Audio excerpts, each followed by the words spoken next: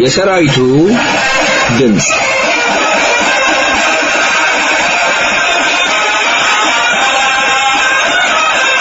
ይህ የሰራዊቱ ድምጽ ነው።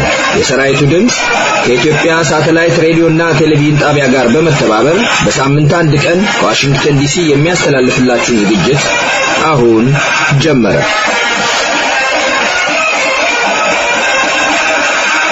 አዘጋጅና አቅራቢ ሻለቃ አብርሃም ታከለ።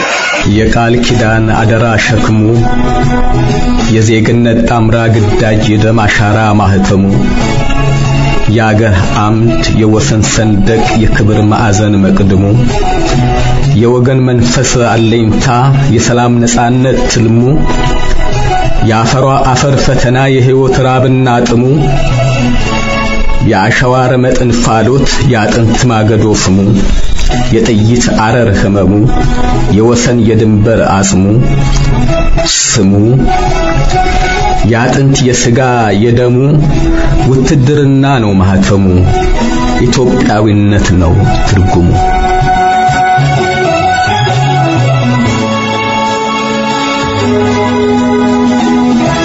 ሰላም ጤና ይስጥልን ክቡራትና ክቡራን ኢትዮጵያን አድማጮቻችን እንደምን ሰንብታችኋል? የአክብሮት ሰላምታችን ዋሽንግተን ዲሲ ከሚገኘው የስርጭት ክፍላችን ይድረሳችሁ። የካቲት 14 ቀን 2012 ዓመተ ምህረት ቅዳሜ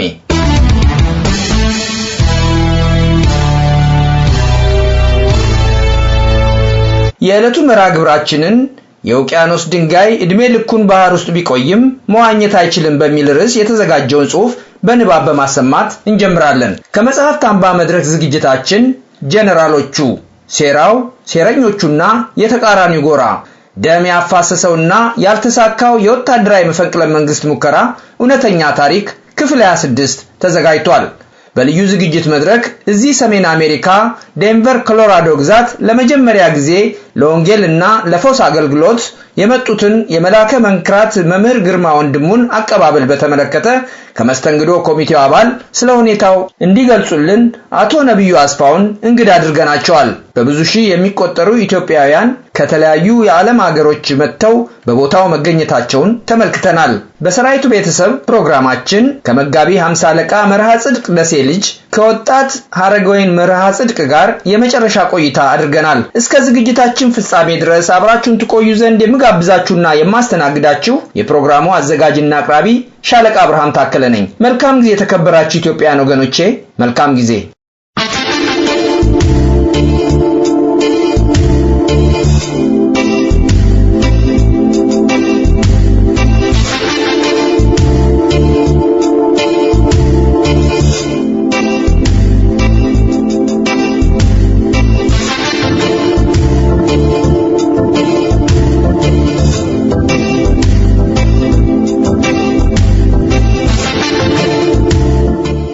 የውቅያኖስ ድንጋይ እድሜ ልኩን ባህር ውስጥ ቢቆይም መዋኘት አይችልም።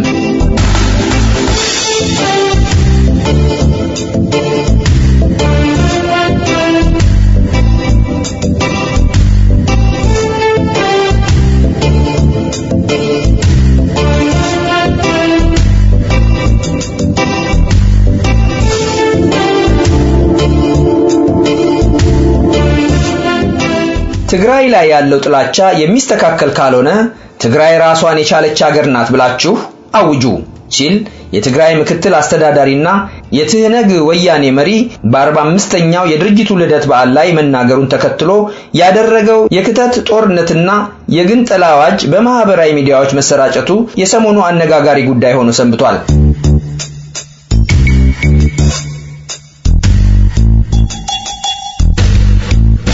ትግራይ ራሷን የቻለች ሀገር ነች ብላችሁ አውጁ በማለት ንግግሩን ቀጠለ። ይህን ሲል ግን ምን ማለቱ ይሆን በማለት ብዙዎችን ከማስገረም አልፎ አስቆጣ። 45 ዓመታት እድሜ አስቆጥሬያለሁ ብሎ ልደቱን ያከበረው ይህ ጽንፈኛ ቡድን ዛሬም እዚያው 1966 ዓመተ ምህረት ላይ መጎለቱን አመላካች ነው የሚሉ ጥቂቶች አይደሉም። በአሁኑ ወቅት በትግራይ ህዝብ ስም የተወከሉ የምክር ቤት አባላት ፈትለወርቅ ወይም ሞንጆሪኖ የተባለች በከፍተኛ የመንግስት ኃላፊነት ቦታ ላይ ተቀምጣ የስለላ ተግባር ላይ መዋሏንና በዚህም ምክንያት መባረሯን ተከትሎ ለጠቅላይ ሚኒስትሩ ቅሬታቸውን ማሰማታቸው ብዙዎችን ፈገግ ያሰኘ ጉዳይ ሲሆን ጠቅላይ ሚኒስትሩም አጭርና ግልጽ የሆነ ምላሽ መስጠታቸውን በቴሌቪዥን መስታወት ተከታትለናል። የትግራይ ህዝብና ወያኔ የተለያዩ ናቸው። 4 ነጥብ።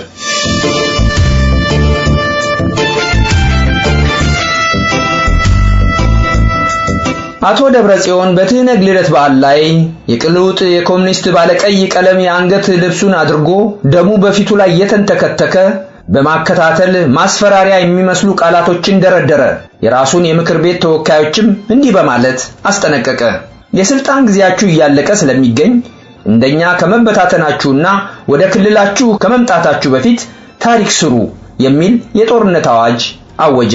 የማይናከስ ውሻ ጩኸት ያበዛል እንዲሉ ብዙዎች የሚስማሙበት እውነት የትህነግ ወያኔ ሽለላና ፉከራ ቀረርቶ ከለውጥ ወዲህ ከመሸገበት ክልል ሆኖ ወንጀለኛው ጌታቸው አሰፋን ጭምር አቅፎ ማላዘኑን መስማት ሰለቸን ደከመን እያለ ነው። ሰላም፣ አንድነትና ፍቅር የናፈቀው የኢትዮጵያ ሕዝብ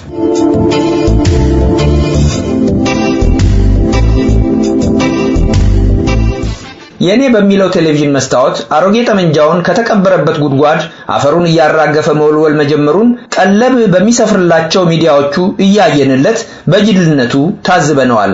ዛሬ አንድ ግለሰብ በሰው አልባ የጦር አውሮፕላን ከህዋ ውስጥ ሆኖ በሚደመሰስበት ዘመን ያለፈበትን ሜንጫና ክላሽንኮቭ ጠመንጃ ይዞ መፎለል መሳቂያ ከመሆን ውጪ የሚገኝ ነገር የለም። አዎ ያለንበት ዘመን 21ኛው ክፍለ ዘመን የኮምፒውተር ዘመን ነውና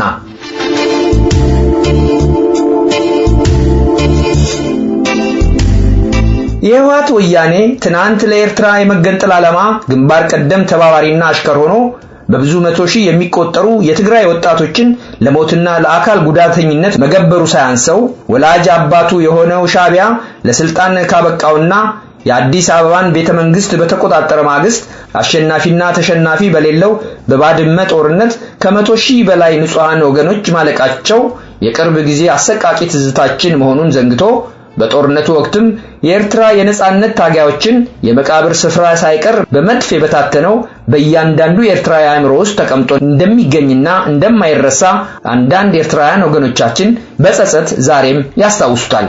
በትግራይና በኤርትራ ህዝቦች መካከል ያለውን የቋንቋ ተመሳሳይነትና የትግል ታሪክ እንዲሁም የተሳሰሩ ህዝቦች መሆናቸውን በማስታወስ የደሰኮረው የወቅቱ የወያኔ ትህነግ ወንበዴዎች መሪ ደብረጽዮን ከመቼውም የበለጠ የወያኔ ህወሓትን አቅመቢስነት በዚህ መድረክ ገሃድ አድርጎታል የሚሉ ታዛቢዎች ቁጥር ጥቂት አይደለም።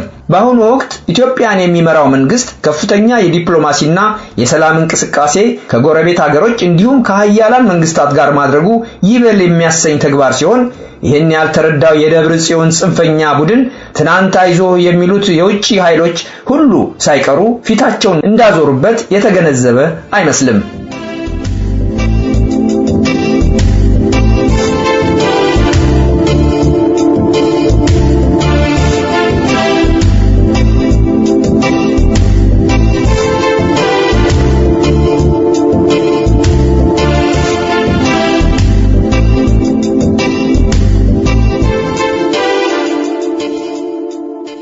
ለትግራይ ሰፊ ህዝብ በዚህ አጋጣሚ ወገናዊ መልእክት አለን።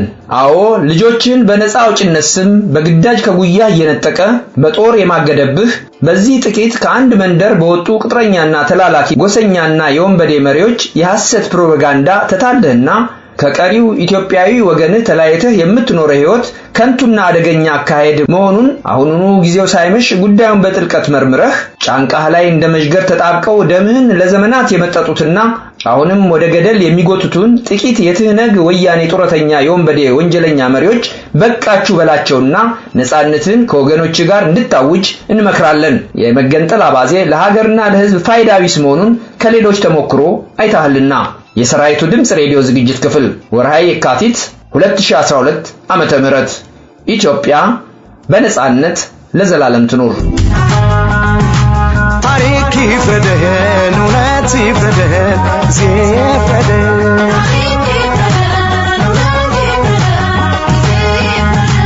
ታሪክ ይፍረደን፣ እውነት ይፍረደን፣ ጊዜ ይፍረደን።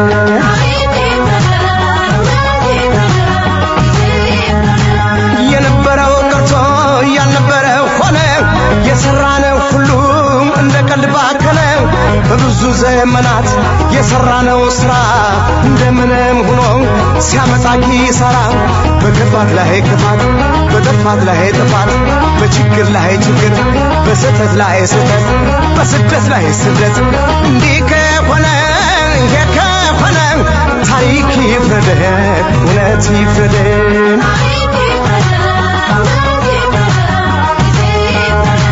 ታሪክ ይፍረደን እውነት ይፍረደን ጊዜ ይፍረደን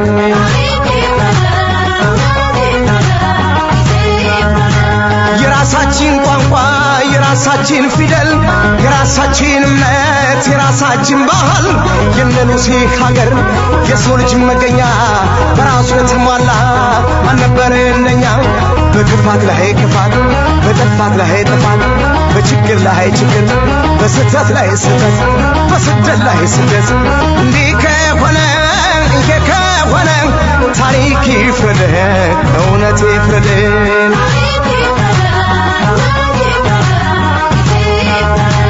ታሪክ ይፍረደን እውነት ይፍረደን ጊዜ ይፍረደን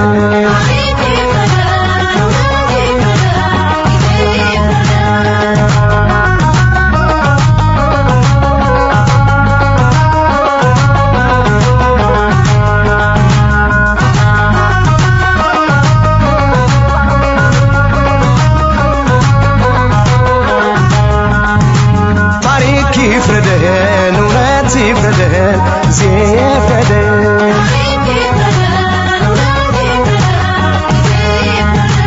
ታሪክ ይፍረደን ልዩ ዝግጅት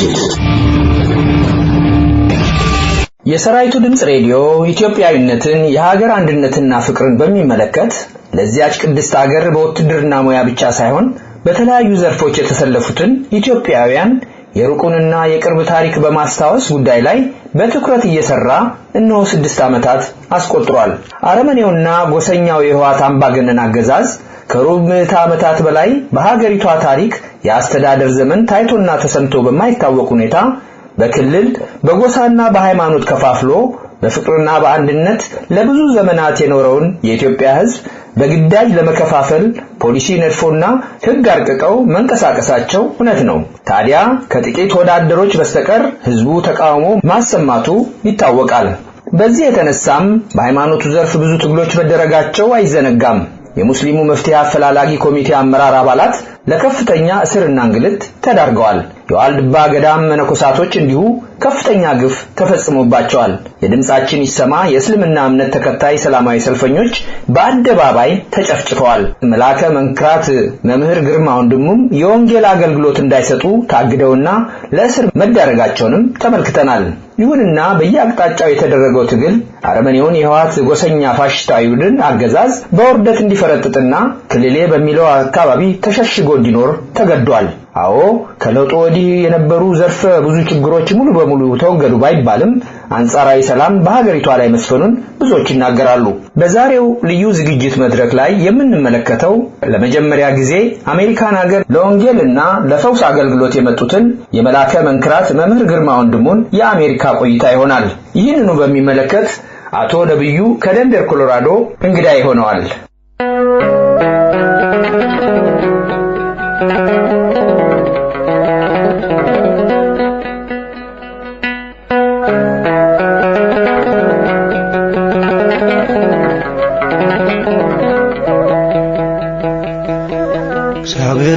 እግዚአብሔርን የምትወዱ አምላኬ ነው የምትሉ ክፋትን ጥሉ። እግዚአብሔርን የምትወዱ አምላኬ ነው የምትሉ ክፋትን ጥሉ።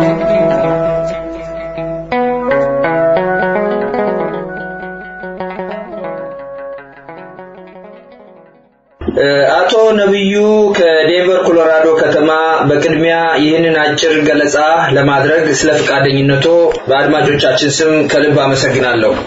በቅድሚያ ስለ ስራ ድርሻው እንደው በመንገድ ራስዎን ለአድማጮች ያስተዋውቁ። በመጀመሪያ ሻለቃ አብርሃም ጤና ይስጥልኝ። ለአድማጮቹም በሙሉ ሰላም።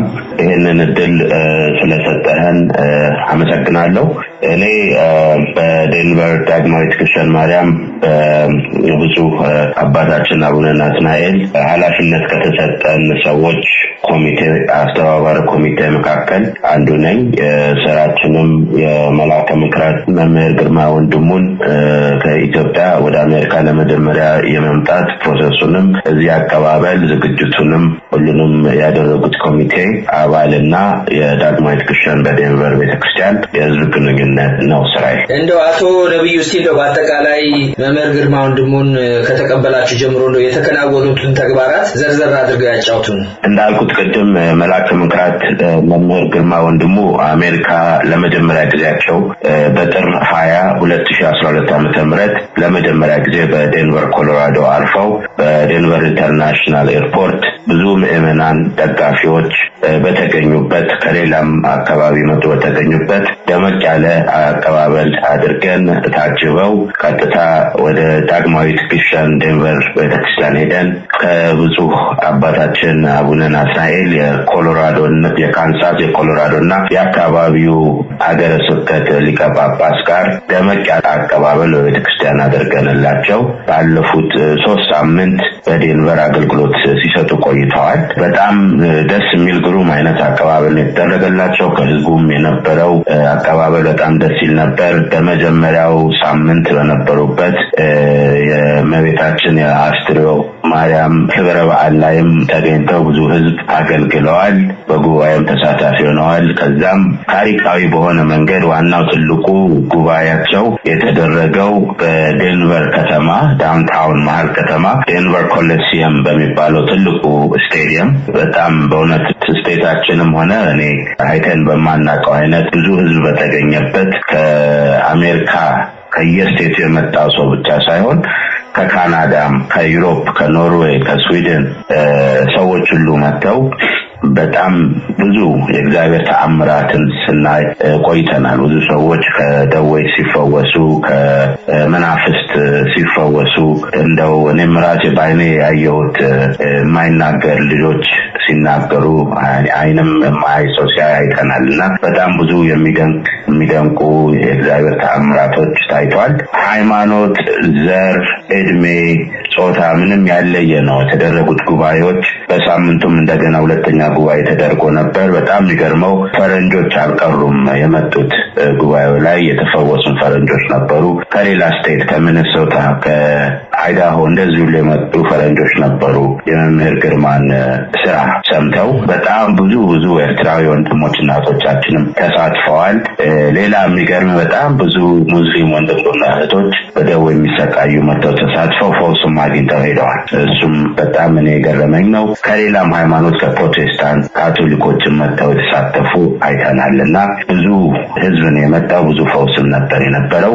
ወቅቱ ክረምት ስለሆነ በረዶ ነበር የዛን ጊዜና እግዚአብሔር ረድቶን ከከተማውም ከመንግስት ኃይላትም ትብብር ተደርጎልን ኢንዶር ስቴዲየም ነው ጣሪያ ያለው ኢንዶር ስቴዲየም ነበር የተደረገው። በግምት ምን ያህል ህዝብ ምዕመናን የመጀመሪያው ዕለት በተለይ ተገኝቷል ብለው ይነግሩናል?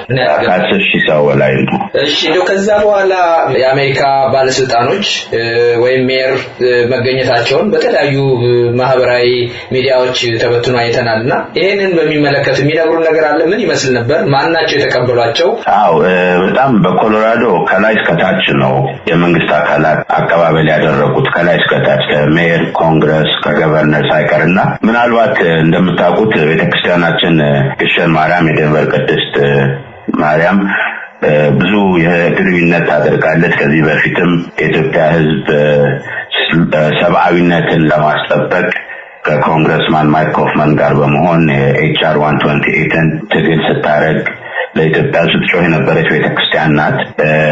ጳጳሳችን ብዙ አባታችንም ኮንግረስ ድረስ ሄደው ስለ ኢትዮጵያ ህዝብ የመሰከሩ አባት ናቸው እና ብዙ የመንግስት አካላት ጋር ግንኙነት ያላት የተከበረች ለኢትዮጵያ የምትጮህ ስለ ሰብአዊነት ለኢትዮጵያ የምትጮህ ቤተክርስቲያን ናት። በዚህም አባታችን መምህር ግርማ በመጡበት ጊዜ እሳቸው ራሳቸው ከዚህ በፊት አሜሪካ እንዳይገቡ በህወሓት ጊዜ ፔቲሽንም ተደርጎ የሆነ ነገር ተደርጎ አሜሪካ እንዳይገቡ ከኤምባሲ ጋር ሁሉ ተዘግቶባቸው ነበር።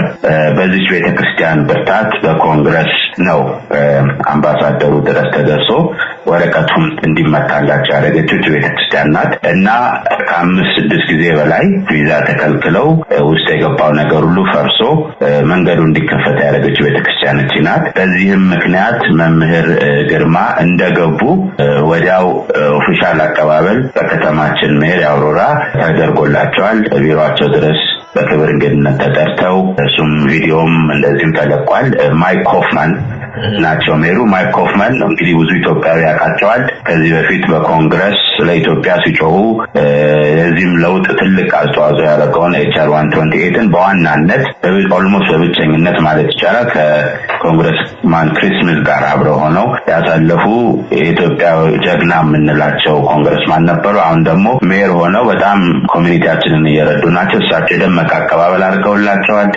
ከዛ በተጨማሪ የኮንግረስ ማን ጄሰን ክሮ የሚባሉ አዲሱ ኮንግረስማን ናቸው። የማይክ ኮፍማንን ቦታ የወሰዱት ናቸው ማለት ነው። እሳቸውም የመምህር ግርማ እንዲመጡ ትልቅ አስተዋጽኦ ያደረጉት ዋናው እሳቸው ናቸው። እሳቸው አቀባበል አድርገውላቸዋል። አቀባበል ብቻ ሳይሆን የጉባኤው ዕለት ስታዲየሙ ድረስ መጥተው ነበር። ኮንግረስማን ጄሰን ክሮ መጥተው መስቀል ተሳልመው ተባርከው እንደውም መምህር ግርማ አንድ ቆንጆ ትልቅ መስቀል ስጦታ ሰጥተዋቸው ይሄ የኦርቶዶክስ የኢትዮጵያ መስቀልን ወስጄ ቢሮ የዋሽንግተን ዲሲ ኮንግረስ ተሰቅለዋለሁ ብለው ሄደዋል። እዚህም ብዙ የኮሎራዶ ስቴት መሪዎች እስከ ገቨርነሩ ድረስ ትልቅ ዝግጅት አሁን የብላክ ሂስትሪ መንዝ ላይ የተዘጋጀ ዝግጅት የአገሩ ታሪካዊ የሚባሉ ጥቁር ህዝቦች ለጥቁር ህዝብ አገልጋይ የተባሉ ሰዎች የተጋበዙበት መድረክ ላይ መምህር ግርማም አብረው ተጠርተው ተከብረዋል እና ብዙ የዲፕሎማሲ ከሃይማኖት ከፈውሱ በላይ ብዙ የዲፕሎማሲም ስራ ሰርተዋል። በተለይ አሁን በኢትዮጵያ ያለው ሁኔታ ቤተክርስቲያናችን ላይ እየደረሰ ያለው በደል፣ ህዝቡ ላይ እየደረሰ ያለው በደል፣ የኦርቶዶክስ ምንነት ኮንግረስማኑ የተናገረውን ንግግር ብትሰማ ቪዲዮ አለ። ኦርቶዶክስ ቤተክርስቲያን ኢትዮጵያ ምሰሶ እንደሆነች ነው። ኢትዮጵያ ኦርቶዶክስ ቤተክርስቲያን ኢትዮጵያ ማለት የክርስቲያን፣ የእስላም፣ የጁሽ አንድ ሆነው ለዘመናት የኖሩባት ልዩ አገር እንደሆነች አሁን ያለው የሃይማኖትና የዘር ክፍፍል መወጣት እንዳለብን ለዚህም ደግሞ ዋናዋ ኦርቶዶክስ ቤተክርስቲያን መጠበቅ እንዳለባት ራሱ ኮንግረስማኑ ሲናገር በጣም ህዝቡ በእልልታ ነበረ እልል እያለ ያጨበጨበ የሰማውና ስለ ሀገራችን ሁኔታም በዚህ በአሜሪካ መንግስት አካባቢ እንዲያውቁት የቤተክርስቲያኗም አስተዋጽኦ ታሪካዊ አስተዋጽኦ አሁንም ያላት አስተዋጽኦ ቤተክርስቲያኗም ለምን ጥቃት ላይ እንዳለች ጥቃት ላይ ሆነችው ኢትዮጵያዊነትን ለማጥቃት ኦርቶዶክስ ቤተክርስቲያንን ማጥቃት እንደሚያስፈልግ ስለሚያውቁት ነውና በእውነት በዚህ ሰዓት ለቤተክርስቲያኗ ለሀገራችንም ቆመው ይከራከራሉ አሉላት ከምንላቸው አባቶች አንዱ መሆናቸውን የተገነዘብኩትም በአይን የሚያየውትና በዚህ በጣም ደስ ብሎናል። ሁሉም ህዝቡም ደስ ብሎታል በሰሩት ስራ። እንደው አቶ ነብዩ የኢትዮጵያ ባለስልጣኖች ታዋቂ ሰዎች ህዝባቸው ጋር በስደት ወዳለው ህዝብ በሚሄዱበት ጊዜ በየትኛውም ቦታ የኢትዮጵያ ሰንደቅ ዓላማ ይውለበለባል። ዛሬ የተለያየ ብዙ ባንዲራዎች ቢኖሩን አረንጓዴ፣ ቢጫ፣ ቀይ ምንም ነገር የሌለበት የኢትዮጵያ ሰንደቅ ዓላማ ነው። በወቅቱ እንደው በዛ በአዳራሹ ውስጥ የተለየ ለባንዲራው የተሰጠው ክብር አለ። ይሄን በሚመለከት አንዳንድ ሰዎች የሚያወሩ ስላለ እርስዎ በቦታው ላይ ስለነበሩ ያለውን ነገር ስቴዲየም ውስጥ ተሰቅሏል ወይ ሌሎች ነገሮች ካሉ ነው ቢያጫውቱ። በጣም ጥሩ ነው። ይሄ ባንዲራ እኛ በጣም የሚያስደስተው ነገር ከተማው ስቴቱ ማለት ነው ስቴዲየሙ የአገሩ ነው ዳውንታውን ነው ዳውንታውኑ ላይ ቦታው ላይ የአሜሪካ ባንዲራና የስቴቱ የኮሎራዶ ስቴት ባንዲራ ይውለበለባል። ይሄ ዝግጅት በተዘጋጀ ጊዜ የሁሉ የኢትዮጵያ ህዝብ በዚህ በሚታደምበት ጊዜ የመምህር ግርማንም እንኳን ደህና መጡ ለማለት በዚህ የምንኖረውን በውጭ የሚመጡትን እንግዶች ኢትዮጵያውያኖች ወልካም ለማለት የኮሎራዶ ስቴት ባንዲራን አውርደው የኢትዮጵያ አረንጓዴ፣ ቢጫ፣ ቀይ ንጹሃን የቱን ባንዲራ ስጡን ብለው እኛ ያመጣነውን ባንዲራ አረንጓዴ፣ ቢጫ፣ ቀይ ንጹሁን የስቴቱን ባንዲራ ወርደው የኛን ባንዲራ ሰቅለው ከአሜሪካ ባንዲራ እኩል በመሃል ከተማ በመንግስት ቦታ ላይ የኢትዮጵያ ባንዲራ ለአንድ ሳምንት ያህል ሲውለበለብ ቆይቷል። በጣም ደስ ይል ነበር። ከሃይዌይ በፍሪዌይ በዛ ስታልፍ ሁሉ ከሩቅ ሁሉ ይታይ ነበርና ለዛ ነው በቃ ሰው ሁሉ ስሜቱ እየተነካ እንደ ያለቀሱም ሰዎች አይቻለውና ደስ ይል ነበር። በጣም ደስ ነው ያለ ባንዲራው እንደዛ እንግዲህ በአገራችን ሻለቃ አሁን ጥምቀት ላይ ባንዲራ አታረጉም እየተባልን በቤተክርስቲያናችን ባንዲራ አትሰቅሉም እየተባልን እየተወጋን ያለንበት ዘመን ላይ ስደት ዓለም ተከብራ ባንዲራችን ትውለበለባለችና ያ ነው እንግዲህ አንዳንዱ ልባችንን የሚነካው አሁን ያለው ሀገራችን ሁኔታና እዚህ እንግዲህ በአሜሪካን ሀገር እግዚአብሔር ይባርከው። አሁንም አሜሪካን ባንዲራችንንም ሃይማኖታችንንም መብታችንንም ተከብሮ አባታችን በመልካም ሁኔታ አገልግሎት ሰጥተው ህዝቡም ተባርኮ በረከት ደርሶት በመልካም ሁኔታ አልፏል። እስቲ እንደው በፈውስ ስነ ስርዓቱ ላይ በተለያዩ ቪዲዮዎቻቸውንም እንመለከታለን። የመምህር ግርማን ብዙ ሰዎችን ፈውሰዋል። በዛ ላይ ደግሞ የተቃጠሉ ኢትዮጵያ ውስጥ በወቅቱ የተቃጠሉ ቤተክርስቲያኖች አሉ። እነሱን ሁሉ ለመርዳት ከፍተኛ ገንዘብ አሰባስበው እንደሰጡ ሪፖርቶቹን ሰምተናል። በእውነት ነብይ በሀገሩ አይከበርም የሚባል ነገር አለ። ትልቅ ስራ መስራታቸውን እንከታተላለን። የሆነ ሆኖ በእለቱ ተአምር በእግዚአብሔር ተአምር ተሰራ። በእኚህ ሰውዬ ላይ መንፈስ አድሮ የእግዚአብሔር መንፈስ አድሮ ተአምር ሰራ፣ ሚራክል አየሁ ብለው የሚሉትን እስቲ አንድ ሁለቱን ይንገሩኝ። እንግዲህ ወደፊት ሁሉንም ነገር በቪዲዮ ላይ ታይታላችሁ ብዬ አምናለሁ። አንድ ወዳጄ ነበር 18 ዓመት በላይ የማቀው እዚሁ አብሮ የሚኖር እና ብዙ ጊዜ ካየሁት ጠፍቶ ነበር አይቼው አላውቅምና እዚህ ጉባኤ ላይ አገኘሁትና መጥቶ ጠርቶ የነገረኝ ነገር ነው የምነግርህና መድረክም ላይ ወጥቶ መስክሯል። ልጅ ወልዶ ልጁ አይናገርም ነበር ለብዙ ዓመት እና ልጄ ለመጀመሪያ ጊዜ ተናገረ። ለመጀመሪያ ጊዜና ከዚህ በፊትም የጠፋው ታይታችንም ታቆት እንደዚህ ችግር ስለነበርኩ ነውና ልጅ ተፈወሰ ብሎ እሱን ልጁን አይቻለሁ ሲናገር አይናገርም ነበር። እንደዚሁ ሌላም አንድ እናት ከአንድ ደዌ የተፈወሱ ምን ፐርሰናሊ የነገሩኝም አሉ። ግን ብዙ ምስክርነት የሰጡ አሉ። አንድም ልጅ አይኑ አይም ነበር አይኑም ማየት እንደጀመረ ምስክርነት ሰጥቷል። ከዛ በተጨማሪ ብዙ በደዌ አጋንንት በመተት በመድኃኒት ምናምን የታሰሩ ሰዎች የተፈቱ አሉ። በጣም ብዙ የመነሳት ያለባቸውን ሀሳቦች ይነግሩናል። መምህር ግርማንም አነጋግረናቸው ወደፊት ቃለ ምልልስ ከኛ ጋር እንደሚያደርጉ ቃል ገብተውልናል። የሆነ ሆኖ በማጠቃለያ መልክ የሚነግሩን ነገር ካለ በዚሁ ውይይታችን ብናበቃ። እሺ በቃ እኔ በአጠቃላይ በጣም ትልቅ አክብሮት እንዲይዝ ነው የሆንኩት በመምህር ግርማ ላይ። በእውነት መልካም አባት ናቸው። መልካም የሃይማኖት መሪ ናቸው። እግዚአብሔር የሰጣቸውን ስጦታ ብዙ ሰው በመፈወስ በማስተማር የሚሰሩ ሰው ናቸው። ከዚህ በላይ ደግሞ ለኢትዮጵያ ለሀገር ያላቸውን ፍቅር በቅርብ በማየት በጣም ደንቆኛል። እዚሁ እኛ ጋር እያሉ እንኳን በዚህ ባጭር ጊዜ አሩሲ ውስጥ አንድ ቤተክርስቲያን ላይ የደረሰ በደልን አይተው እዚሁ እንኳን 200,000 የኢትዮጵያ ብር እዛ ቤተክርስቲያኗን ለማሰራትና ሰውን ለመርዳት ገንዘብ እርዳታ አድርገዋል። ደግ ናቸው። በቃ ምልህ በዚህ ሰዓት ለሀገራችን ለሃይማኖቱም ለቤተክርስቲያኑም እንደዚህ ቆራጥ ሰው ያስፈልጋታል። ጀግና ሰው ያስፈልጋታል። ደፋር ሰው ያስፈልጋታል። መሪ ያስፈልጋታልና እኚህ አባት የዚህም ቦታ ይዘው የተንቀሳቀሱ ስለሆነ እግዚአብሔር ይመስገን። አገልግሎት ዘመናቸውን ያርዝምልን። እግዚአብሔር በረከቱን ያብዛላቸው እና ትልቅ ምስጋና አለኝ። አሁንም አንድ ሳምንት አገልግሎታቸው ተራዝሞ በብዙ አባታችን አቡነ ናትናኤል ትእዛዝ አንድ ሳምንት ተጨምሮ በዛሬው ምሽት ወደ ካንሳስ ሲቲ ካንሳስ ይሄዳሉ። ስለዚህ ምናልባት በካንሳስ አካባቢ የሚኖሩ ወይንም ሌሎችም ኢትዮጵያኖች ከኤኒዌር አሜሪካ ለማየት በዚህ ጉባኤ ለመካፈል በካንሳስ ኪዳነ ምሕረት በአርብ ቅዳሜ እሁድ ያሁኑ ዊኬንድ ዝግጅት አለ። ለተጨማሪ መረጃ በዴንቨር ቅድስት ማርያም ፌስቡክ ወይም በካንሳስ ኪዳነ ምሕረት ፌስቡክ ማግኘት ይቻላል። ሻለቃ እግዚአብሔር ይስጥልን ስለ እድል ስለሰጠን ስለ ጊዜውም በጣም አመሰግናለሁ። በጣም አመሰግናለሁ አቶ ነብዩ ከዴንቨር ኮሎራዶ። በእውነት ይሄንን ሰፋ ያለ ማብራሪያ ስለሰጡን በእውነት በአድማጮቻችን ስም እናመሰግናለን። ወደፊት መምህር ግርማን በዚሁ ሬዲዮ ላይ አቅርበን አንዳንድ አስተያየታቸውን ለመስማት ቃል ገብቶልናል፣ እናቀርባለን። በተረፈ መልካም ቀን ይሁንሉ። በጣም አመሰግናለሁ በድጋሚ። አሜን። እግዚአብሔር ይስጥልን። ሰላም አለ። ተነሳው አንቺ ልጅ ተነሳው መቤቴ ዛሬ ባርኪኝ ውዳሴሽን አበዛለሁ አምላኬ እናት ዛሬም ጋሽኝ ውዳሴሽን አበዛለሁ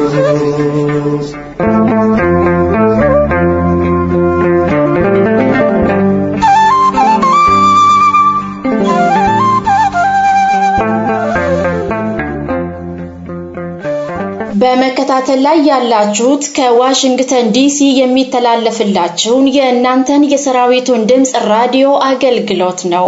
ስለ ዝግጅታችን ያላችሁን አስተያየት በመልእክት መቀበያ መስመራችን 57196995126 ብታኖሩልን እናመሰግናለን።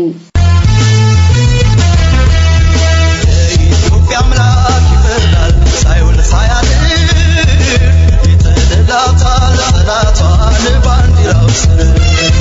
አይቀር አንድ ቀን መድረሱ ወቅቱን ጠብቆ ማሪ ይላታል ጠላቷ እግሯ ላይ ወድቆ የኢትዮጵያ አምላክ ይፈርዳል ሳይውል ሳያድር ይጥላታል ጠላቷን ባንዲራው ስር አይቀር አንድ ቀን መድረሱ ወቅቱን ጠብቆ ማሪ ይላታል ጠላቷ እግሯ ላይ ወድቆ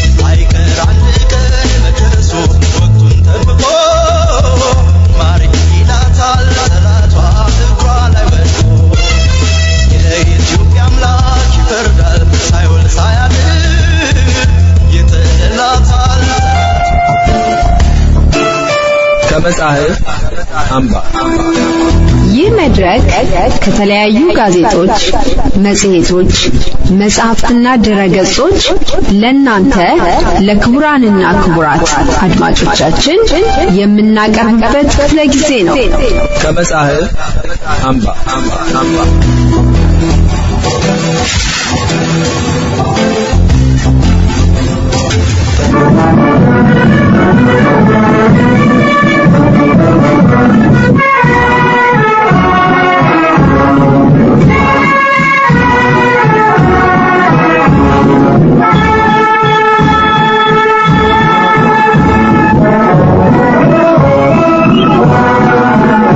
ጄኔራሎቹ ሴራው ሴረኞቹና የተቃራኒው ጎራ ደም ያፋሰሰውና ያልተሳካው የወታደራዊ መፈንቅለ መንግስት ሙከራ እውነተኛ ታሪክ ክፍል 26 የመጽሐፉ አዘጋጅ ሻምበል ኢዮብ አባተ እንዳለ፣ ተራኪ ሐምዛ አብዶ። ባለፈው ሳምንት ዝግጅታችን የአስመራው መፈንቅለ መንግስት ቡድን ከአዲስ አበባ ቡድን ጋር መናበብ ባለመቻላቸውና ከፍተኛ ስህተት በመፈጠሩ የአስመራው ቡድን ብቻውን እንቅስቃሴው መቀጠሉን ተመልክተናል። ከዚያ በኋላስ የአስመራ ቡድን የመጨረሻ ጣፈንታው ምን ይሆን? ቀጥለን እንመለከታለን። ተራኪ ሐምዛ አብዶ ካቆመበት ታሪኩን ይቀጥላል።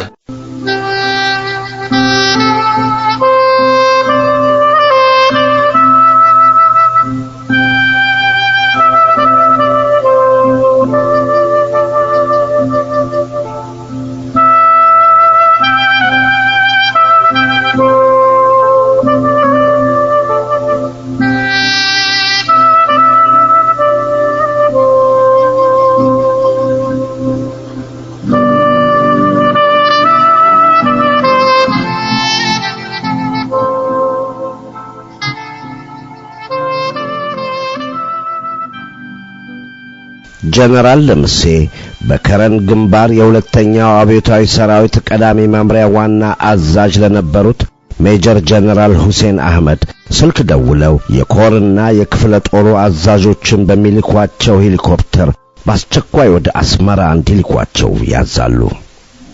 ከዚህ በኋላ ጀነራሉ የከተማው ጥበቃ በተጨማሪ ታንክና ጦር እንዲጠናከር አድርገው ትናንት የሰበሰቧቸውና አስመራ ዙሪያ ያሉትን እንዲሁም ከከረን ከመጡት የኮርና የክፍለ ጦር አዛዦች ጋር አስመራ የሚገኘው የፖለቲካ መምሪያና የወታደራዊ ደህንነት መኮንኖችን ጨምረው በድጋሚ ስብሰባ ተቀመጡ።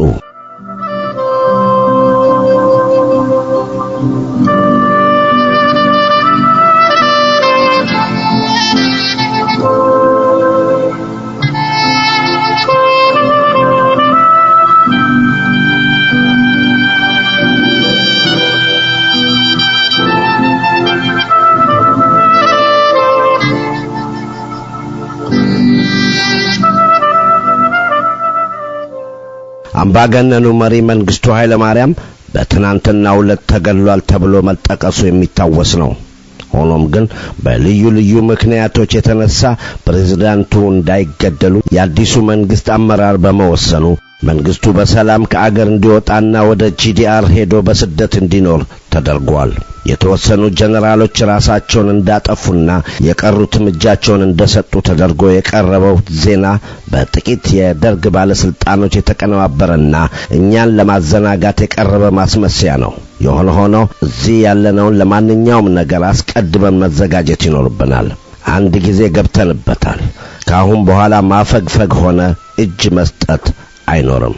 ስለዚህ ለሁለት ወር የሚበቃ ቀለብና ጥይት በግንባራችን ይገኛል። ይህንን ተጠቅመን ሁኔታውን ከመሰረቱ ለመለወጥ እንችላለን። አስፈላጊ ሆኖ ከተገኘም የተቃዋሚ ኃይሎችን ጦር ከጎናችን በማሰለፍ በጋራ ሆነን የደርግ መንግስትን ለማስወገድ ወደ መሃል አገር እንንቀሳቀሳለን። በሻቢያ በኩል ትናንት በሬዲዮ እንዳስታወቀው ለ15 ቀናት ተኩስ ስለሚያቆም በጦር ግንባር ይፈጠራል ብለን የገመትነውን ስጋት ተወግዷል። ስለዚህ ይህንኑ ለጦራችሁ ተመልሳችሁ በመንገር ለለውጡ በቁርጠኝነት እንዲነሳሳ እንድታደርጉ አሳስባለሁ በማለት ጀነራል ለምሴ ንግግራቸውን ያጠቃልላሉ።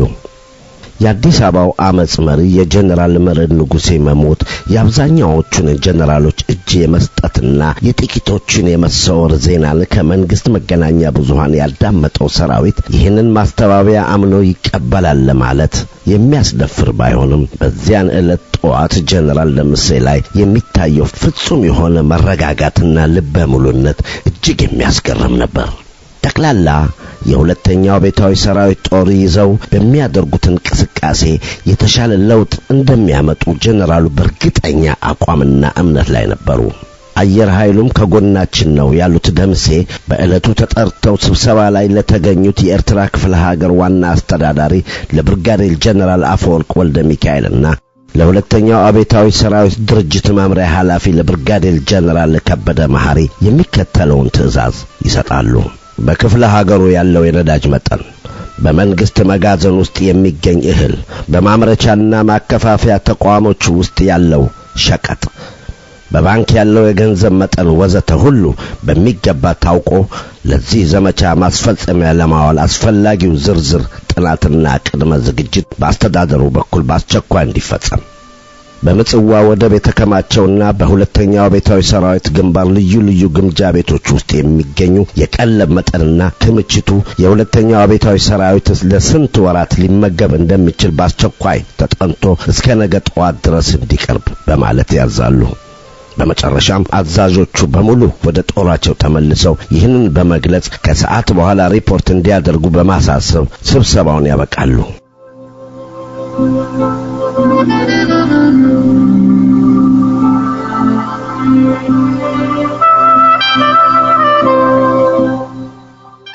ጀነራል ደምሴ ቡልቱ ጠዋት ካካሄዱት ስብሰባ ቀጥሎ ሁለተኛውን ዙር ስብሰባ ረፋዱ ላይ ከተገኙት አዛዦች የፖለቲካና የወታደራዊ ደህንነት መኮንኖች ጋር አደረጉ።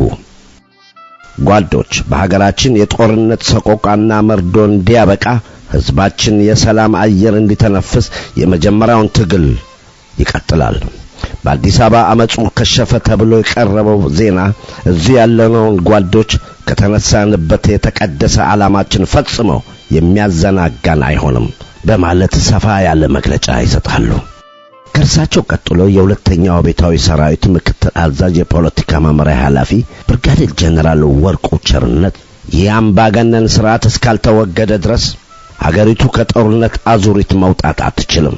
ስለዚህ አዲስ አበባ የሚገኘው የቤተ መንግስት ቅልብ ጦር አመጹን አኮላሸው ብሎ ቢያስታውቅም እዚህ በሁለተኛው ቤታዊ ሰራዊት ግንባር የምንገኝ የሰራዊቱ አባላት ባለን የሰው ኃይል የጦር መሳሪያ ጀትና ሄሊኮፕተር ተጠቅመን የአዲስ አበባውን መንግስት በማንበርከክ ወደ ግባችን ልናመራ እንችላለን በማለት ጀነራል ደምሴ ላይ አክለው ይናገራሉ።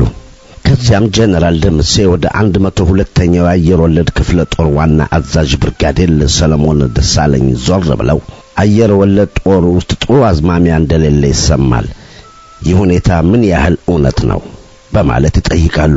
ከጀነራል ደምሴ ጋር የቆየ አለመግባባት የነበራቸው ጀነራል ሰለሞንም አመጹ እንዴት መመራት እንዳለበት በመጥቀስ ለጠየቁት ጥያቄ እንዲህ በማለት መልስ ይሰጣሉ። አስመራ የሚገኘውን እንቅስቃሴ መልክ ባለው ሁኔታ ለመምራት እንዲቻል ኮሚቴ እንዲቋቋም ለሌሎች ጓዶችም ኃላፊነት እንዲሰጥ በአስመራ ሬዲዮ የሚተላለፈው መልእክት ይዘትም ሰራዊቱን ከእንቅስቃሴያችን ጎን እንዲሆን የሚያነሳሳ እንጂ በተቃራኒው ጦሩን የሚያበሳጭ መሆን ስለሌለበት እርምት እንዲደረግበት አሳስባለሁ። ከዚህ በተረፈ ግን የአየር ወለድ ጦር ለእንቅስቃሴው ሙሉ ድጋፍ ያለውና እስካሁንም ድረስ በጦሩ ውስጥ ምንም አይነት ችግር እንዳልተፈጠረ አረጋግጣለሁ ይላሉ። የሁለተኛ ታንከኛ ብርጌድ አዛዥ ለሌተናል ኮሎኔል አራጋው ባንተ ይለኩ በተመሳሳይ ጦራቸው እንቅስቃሴውን በመደገፍ የለውጡን ውጤት ለመጠበቅ ቆርጦ የተነሳ መሆኑን ያረጋግጣሉ። እንደ እውነቱ ከሆነ ግን የአየር ወለድና የሁለተኛ ታንከኛ ብርጌድ አባላት የመፈንቅለ መንግስት አመጹን በመቃወም እንቅስቃሴ እንደጀመሩ በገሃድ ይታወቅ ነበር። በወቅቱ የሁለቱ ጦር ክፍል አዛዦች በትክክል በጦራቸው ውስጥ የነበረውን ስሜትና ተጨባጭ ሁኔታ ያወቁ ለሁለተኛው ቤታዊ ሰራዊት ዋና አዛዥ ያቀረቡት ማረጋገጫ ከእውነት ጋር የሚቃረን ብቻ ሳይሆን የሚያስገርም ጭምር ነበር። በተለይ የአየር ወለድ ክፍለ ጦር ዋና አዛዥ ጦሩ መፈንቅለ መንግስቱን በመቃወም አመጹ ከተጀመረበት ቀን አንስቶ ጉም እያለ መሆኑን በግልጽ ያወቁ ስብሰባው ላይ ያቀረቡት ማረጋገጫ ሜጀር ጀነራል ደምሴ ቡልቶ በተሳሳተ መረጃ የተሳሳተ ድምዳሜ ላይ እንዲደርሱ ምክንያት ሊሆን ችሏል። ከዚህም አመጽ ቀደም ሲል በተካሄዱት ሌሎች ልዩ ወታደራዊ ዘመቻዎች ላይ እንደዚህ ከእውነታው የራቀ መረጃዎች ለበላይ አካል እየተላለፉ የበላይ አካልም በተሳሳተ መረጃና በሌላ ነገር ላይ ተመስርቶ ዘመቻ እያቀደ በየጦሩ ግንባር በርካታ ከባድ ጉዳቶችና ውድቀቶች ሲያስተናግዱ ኖረዋል። በእለቱ ጠዋት ላይ ከጀነራል ደምሴ በድጋሚ ጥሪ ተደርጎላቸው በተላከላቸው ሄሊኮፕተር ከመንደፈራ ተነስተው አስመራ አርፍደው የገቡትና በትናንትናው ስብሰባ ላይ ምክትላቸውን ጀነራል አስፋው ሲራጎን ልከው የነበሩት የ609ኛ ኮር ዋና አዛዥ ብርጋዴር ጀነራል ገብረመድህን መድህኔም ተነስተው ጓድ ጀነራል የኔ ጦር በተጠንቀቅ ሆኖ የበላይ አካልን ትዕዛዝ እየተጠባበቀ ይገኛል በማለት በደፈናው አስተያየት ይሰጣሉ። በመጨረሻም ጀነራል ደምሴ እኛው ራሳችን የራሳችንን ጦር እንደ ውጋት ቀስፈን ስለያዝነው ነው እንጂ ሰራዊቱ ውጊያና በበረሃ ሰልችቶት ሰላም የሚመጣበትንና ጦርነት የሚቆምበትን ጊዜ ከናቱ ከአባቱ ከእህቱ ከወንድሙ ከሚስቱና ከልጆቹ ጋር የሚገናኝበትን ጊዜ ናፍቆታል። እኛን ስለፈራ መከራውን ችሎ ታግሶ ኖረ እንጂ ጦርነቱን ስራዬ ብሎ የያዘውን ይህንን መንግስት ጠልቶታል። ስለዚህ ወደ ጦራችሁ ተመልሳችሁ ይህንን በሚገባ በመግለጽ በአዲስ አበባ እንቅስቃሴው ከሸፈ በመባሉ ሳይደናገጥ ከኛ በሚተላለፈው መመሪያ መሰረት የጀመርነውን ትግል ከግብ ለማድረስ እንድትዘጋጁ አደራላለሁ በማለት ስብሰባውን ያበቃሉ። በዚህ ዕለት ከቀኑ 6 ሰዓት ላይ ጀነራል ደምሴ ምጽዋ የነበሩትን የ3ኛ ሜካናይዝድ ክፍለ ጦር ዋና አዛዥ ብርጋዴር ጀነራል ካሳዬ ጨመዳንና ሌሎችንም ሰዎች ሄሊኮፕተር በመላክ አስመራ እንዲመጡ ያደርጋሉ። ጀነራሉ በፍጥነት ተንቀሳቅሰው 7 ሰዓት ተኩል ሲሆን አስመራ ደርሰው ከጀነራል ደምሴ ጋር ተገናኙ። ያንተ ጦር በተበታተነ ሁኔታ ላይ ስለሚገኝ ካሰባሰብከው በኋላ በምጽዋ በኩል አሰብን ትይዛለህ፣ በምድርም ሌላ የምልክል ጦር ይኖራል በማለት ለጀነራሉ ትዕዛዝ ሰጥተው ያሰናብቱታል። ቀደም ሲል ስብሰባውን የተሳተፉት አዛዦች ሁሉ የጀነራል ደምሴን ትዕዛዝ እንዴት ተግባራዊ ሊሆን እንደሚችል ግራ ገብቷቸዋል። ከተቃዋሚ ኃይሎች ጋር በሚፈጠር ህብረት ወደ መሃል አገር የሚደረገው እንቅስቃሴ ጨርሶ አልተዋጠላቸውም። ሆኖም ሁሉም የሰራዊቱ ዋና አዛዥ በመፍራት ዝም ብለው የተባለውን አዳምጠው ወጥተዋል።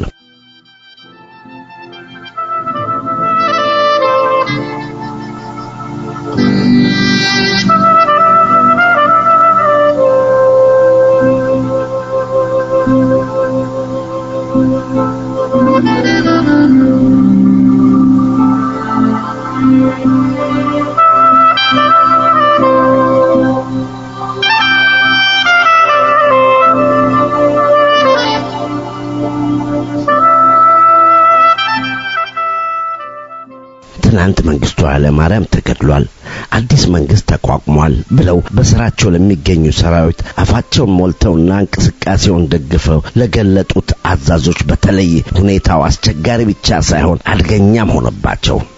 አብዛኛዎቹ በእጅጉ ተበሳጩ። ፍጹም ባልተቀናጀ ሴራ ውስጥ ያሳስቡት በድንገት ተጠርተው በመግባታቸው ክፉኛ ቆጭቷቸው የኤርትራው ግንባር በአመዛኙ በጠላት የተያዘ በመሆኑ ወደ ሻዕቢያ ካልሆነ በስተቀር ወደ የትም ማምለጥ እንደማይችሉ አውቀዋል። ካሁን በኋላ ከመሞት ሌላ ምንም የተሻለ ነገር እንደማይገጥማቸው ገመቱ። የሆነ ሆኖ አንዳንድ አዛዦች ሁኔታውን ለጦሩ ለመግለጽ ሲሄዱ የሚከተለው አደጋ ከብዶ የታያቸው ደግሞ ለሰራዊቱ መግለጽ አይደለም ፊቱ እንደማይቀርቡ ይወስናሉ። በተለይ የ606ኛው ኮር ዋና አዛዥ ብርጋዴር ጀነራል እንግዳ ወልደ አምላክ ከስብሰባው እንደወጡ በጣም ተበሳጭተው በዚህ ጉዳይ ላይ ጦራቸውን ለማነጋገር እንደማይሄዱ ለጓዶቻቸው ተናግረው ይወስናሉ። ከጀነራል ደምሴ የአስመራ ስብሰባ ተመልሰው መንደፈራ የደረሱት የ609 ኮር ዋና አዛዥ ብርጋዴር ጀነራል ገብረመድህን መድህኔ ከምክትላቸው ከብርጋዴር ጀነራል አስፋው ሲራጎ ጋር አንድ ላይ ሆነው የአስመራ አመጽ መሪዎች ፈጽሞ ባልተጠበቀና ባልገመቱት ሁኔታ ተለውጠው በከፍተኛ ጀነራል መኮንኖች የተካሄደውን የመንግስት ግልበጣ እንደማይቀበሉና እንደማይደግፉ በመግለጽ በስራቸው ያለውን ጦር በሙሉ በጸረ መፈንቅለ መንግስቱ ጎራ እንዲሰለፉ ጥሪያቸውን ያስተላልፋሉ። ከዚህ በተጨማሪ ለመላው የአብዮታዊ ሰራዊት አባላት በሙሉ ይህንን በአገራችን ላይ ከፍተኛ አደጋ ሊያስከትል የሚችለውን የጥቂት ጀነራሎች አመጽ በተባበረ ክንዳቸው እንድትመልሱ ጥሪያችን በ609ኛ ኮር አባላት ስም እናስተላልፋለን በማለት በወታደራዊ ሬዲዮ አስታወቁ። ጀነራል ደምሴ የመንደፈራው ጦር አዛዥ የወሰዱት አቋም እጅግ በጣም አበሳጫቸው። ጀነራሉ ምንም እንኳን ከጀነራል ገብረመድህን ጋር አለመግባባት ቢኖራቸውም ይህንን የመፈንቅለ መንግስት እንቅስቃሴ ይቃወማሉ የሚል ግምት ፈጽሞ አልነበራቸውም። ሁለተኛው አብዮታዊ ሰራዊት ዋና አዛዥ ጀነራል ገብረ መድህን አመጹን ከጦራቸው የማይደግፉ ከሆነ በአየር ኃይል ጄቶች እንደሚደበደቡ በተደጋጋሚ መንደፈራ ማስጠንቀቂያ ቢያስተላልፉም ጀነራሉ ፈጽሞ የሚበገሩ አልሆኑም። ጀነራል ገብረ መድህን በመጀመሪያ በፍርሃት ተሸብበው አመጹን ደግፈው የነበረ ቢሆንም በማግስቱ የአዲስ አበባውን እንቅስቃሴ መክሸፉን ከታወቀና ከተረጋገጠ በኋላ አቋማቸውን ለውጠውና የአመጹን መሪዎች የድጋፍ ኃይል አዛብተው በእዛቸው ስር የሚገኘውን የ609 ኮር ለመፈንቅለ መንግስቱ ድጋፍ እንዳይሰጥ አድርገውታል። ከረቡዕ ግንቦት 9 ቀን ጀምሮ በአስመራ ሁኔታዎች የሚያስፈራ መልክ ይዘው በፍጥነት መለዋወጥ ጀምረዋል። ጠዋት የሰራዊቱ አዛዥ ስብሰባ ላይ በነበሩበት ወቅት በተቃራኒው የሁለተኛው አብዮታዊ ሰራዊት ልዩ ክፍሎችና የአየር ወለድ ክፍል ጦር የፖለቲካና የወታደራዊ ደህንነት ሰራተኞች በሚያስገርም ፍጥነት ጠቅላላ በአስመራ የሚገኙ የጦር ክፍሎች ውስጥ እየዞሩና በጀነራል ደምሴ ታዘው አስመራ ውስጥ የወጣውን ጦር ሳይቀር አሳምነው ከፍተኛ ድጋፍ በማሰባሰብ ጠቅላላ ሰራዊቱን ከአማጽያኑ በመነጠል ከጎናቸው እንዲሰለፍ አደረጉት። በሬዲዮ በመጠቀምም ከረን፣ መንደፈራ፣ ምጽዋ፣ ደቀ መሐሪና ሌላ አካባቢ ያለውን ጦር ሁሉ በማነሳሳት መፈንቅለ መንግስቱን በመቃወም እንዲሰለፍ ተደጋጋሚ ጥሪ አስተላለፉ። ከዚህ በተጨማሪም አዲስ አበባ ከሌተናንት ጀነራል ተስፋዬ ገብረ ኪዳንና ከሜጀር ጀነራል ስዩም መኮንን ጋር ካለፈው ሌሊት ጀምሮ በሬዲዮ ግንኙነት መስርተው በአንጻሩ በአመጹ ማግስት የአዲስ አበባው እንቅስቃሴ መክሸፉ ካስደነገጣቸው የአስመራው የአመጽ መሪዎች መካከል አንዱ የነበሩት ብርጋዴር ጀነራል ወርቁ ቸርነት የሁለተኛው አብዮታዊ ሰራዊት ልዩ ክፍሎች ተወካዮችን ቃኘው ግቢ ውስጥ በሚገኘው የዋሊያ አዳራሽ በመሰብሰብ መፈንቅለ መንግስት ማድረግ ያስፈለገበትን ምክንያት በመዘርዘር ሰፊ ገለጻ አደረጉ። ይሁን እንጂ ከተሰብሳቢው ወገን ተቃውሞ እንጂ የድጋፍ ምላሽ ሳያገኙ አዳራሹ በሰብሳቢዎቹና በተሰብሳቢዎቹ መካከል የነበረውን የስጋትና ያለመተማመን ድባብ አጉልቶ በጥርጣሬ የተጀመረው ስብሰባ በጥርጣሬ ተደመደመ። ጀነራል ወርቁ የሚፈልጉትን መተማመኛ ከሰበሰቧቸው ሰራዊቱ አባላት አላገኙም። የበታች ሰራዊቱ አባላት ካልደገፏቸው ደግሞ ጥረታቸውና እንቅስቃሴያቸው ከባድ አደጋ ሊገጥመው እንደሚችል የዚህ ስብሰባ ውጤት ባዶ መሆኑን ሳመላክታቸው አልቀረም። ዓላማቸውን ከፍጻሜ ለማድረስ በቆራጥነት ከግማሽ መንገድ በላይ ወደፊት ለተጓዙት የሚመጣውን ተጋፍጦና ተቀብሎ መሄድ እንጂ ወደ ኋላ የሚመለሱበት ሞራልና አማራጭ አልነበራቸውም።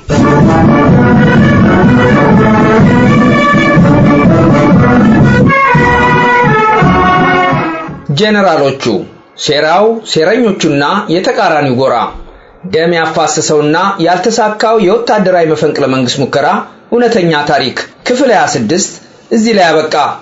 የመጽሐፉን አዘጋጅ ሻምበል ኢዮብ አባተና ተራኪ ሐምዛ አብዶን እናመሰግናለን። የዚህን ተከታይ በሚቀጥለው ሳምንት ጠብቁን። ጤና ይስጥልን።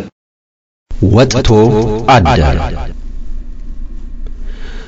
ወጥቶ አደረ ነበረ ለራሱ ያልኖረ የጉብዝና ወራት በምሽግ ያለቀ ሌሎች ጥሪ ሲያጭዱ ድንበር የጠበቀ የሳር ቤት ጎጆን የልጅነት ፍቅሩ ላገር የገበረ ፍላጎቱን ገሎ እሱነቱን ሽሮ ለሰንደቅ ያደረ ዘመኑን በሙሉ ለዓለም ያልባነነ ሀገር ሲሻሻጡ አልማዝ ወርቁ ሲያፍሱ አፈር የዘገነ እንደ ሙሽት ምጣድ በሳት የታሰሰ ውስኪውን ሲራጩ ደሙን ያፈሰሰ ወታደር ነበረ ለራሱ ያልኖረ። አየሁት ደጅ ላይ ያን የቁርጥ ቀን ልጅ ዘበኝነት ቆሞ ከባለ ጸጋ ደጅ ዲነች ኢትዮጵያ እንዲነች የኔ ሀገር ጀግኖቿን የምትሾም ከሌባ ሀብታም በር። ዘላለም ምህረቱ ጥር 2006 ዓ.ም።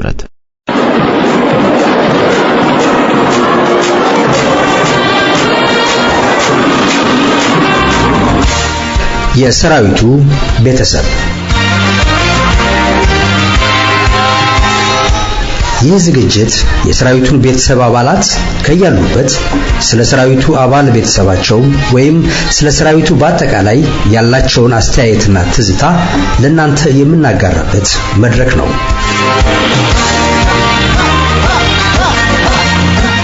የሰራዊቱ ቤተሰብ የብርሃን ሰልፍ ነው ያነገተ ፍቅር ሰላም ጤና ለአዳም እንኳን ሰው እንስሳም የፍቅር ነው ሰራዊቱ ዱር አራዊቱ ምን አስተከሰ ደማሰል ዋሻው የኔ ሆባሻ የዕለቱ የሰራዊቱ ቤተሰብ እንግዳችን የመጋቢ 50 አለቃ መርሃ ጽድቅ ደሴ ልጅ ወጣት ሀረገወይን መርሃ ጽድቅ ነው። ሀረገወይን ባለፉት ተከታታይ ሳምንታት በአባቱና በቤተሰቡ ዙሪያ በሰፊው ታሪኩን አካፍሎናል። ዛሬ እነሆ የመጨረሻውን ክፍል ቆይታ አብረን እንከታተል። እሺ ሀረገወይን፣ እዚህ ብዙዎች እንዳንተ ቤተሰቦቻቸው የተሰው ከፍተኛ መስዋዕትነት ለዛች ሀገር ክቡር መስዋዕትነት የከፈሉ ወላጆች አሉ። ብዙዎቹ አሁን እየመጣችሁ ነው። በተመሳሳይ ያሉ ወጣቶች የወታደር ልጆችና ቤተሰቦች በዚህ ሬዲዮ መተው እንዳንተ የቤተሰባቸውን ገድል እንዲናገሩ ጥሪ ማድረግ ትችላለህ። ይሄንን የሬዲዮ ፕሮግራም የምታዳምጡ የሰራዊቱ ቤተሰቦች ትኖራላችሁ። ይህ የሰራዊቱ ቤተሰብ የቀድሞ የኢትዮጵያ ሰራዊት ነው። የደርግ ሰራዊት የሚባል ነገር እንግዲህ ሌላ ስም ካልተሰጠ በስተቀር ዳር ድንበሯን ኢትዮጵያን ሉዓላዊነቷን ያስከበሯት አባቶቻችን ስለሆኑ ታሪካቸው ተዳፍኖ እንዳይቀር ይህ ፕሮግራም ከወጣ ጀምሮ ትንሽ ቀን አብረን እንድንሄድ ያደረገን ነው። በዚህ ፕሮግራም ላይ ያለንን ተሞክሮ አባቶቻችን ጋር እንዴት ነው ያሳለፍነው፣ አባቶቻችንስ እንዴት ነበሩ የተሰማሩት፣ ቤት አካባቢ ናቸው የሚሉትን ነገሮች መግለጽ ይቻላልና እጅግ በጣም ጥሩ የሆነ ፕሮግራም ስለሆነ ሁላችንም ባለን ሙያ ባለን ችሎታ ስለ ሀገራችን የምንናገርበትን ሚዲያ ስለሆነ የሰራዊቱ ቤተሰብ ድምጽ ቀርባችሁ አስተያየት መስጠት ትችላላችሁ። እጅግ በጣም ይሄንን ጥሪ አቀርባለሁ።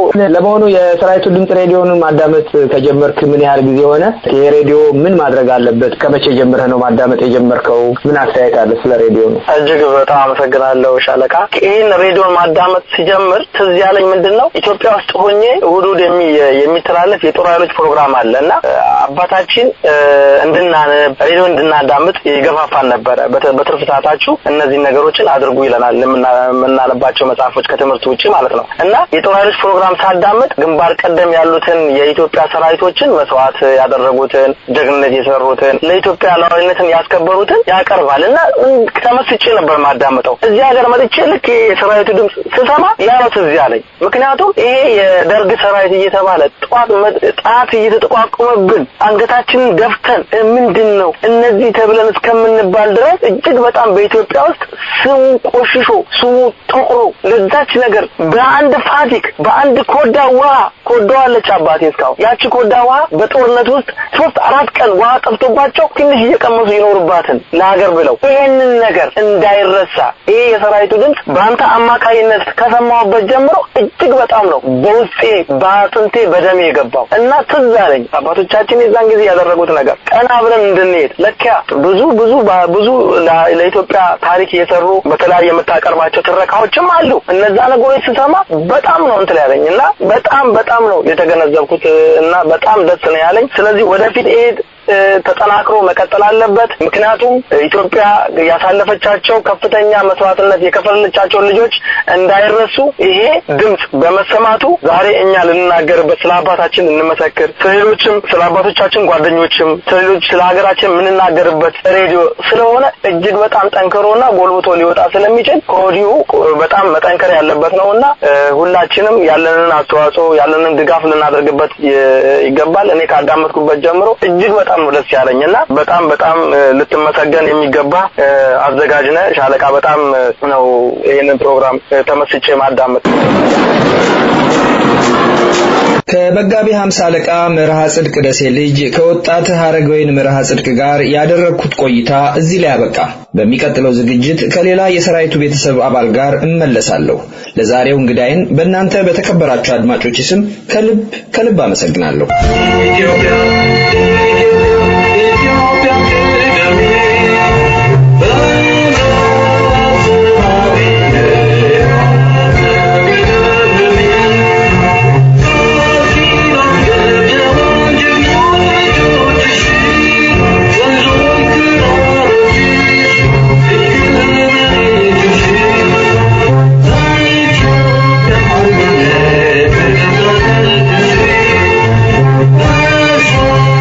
Yeah.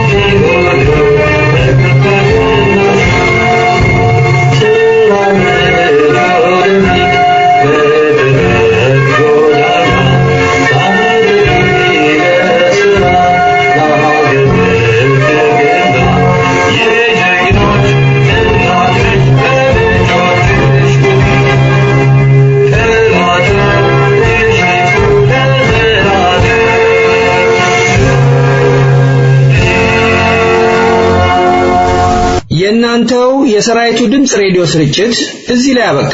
ስለ ዝግጅታችን ያላችሁን አስተያየት በመልእክት መቀበያ መስመራችን 57196952126 ብታኖሩልን እናመሰግናለን። የፕሮግራሙ አዘጋጅና አቅራቢ ሻለቃ አብርሃም ታከለ ነኝ። እስከ ሳምንት፣ መልካም ሳምንት። እናት ሀገራችን ኢትዮጵያ በነጻነት ለዘላለም ትኑር።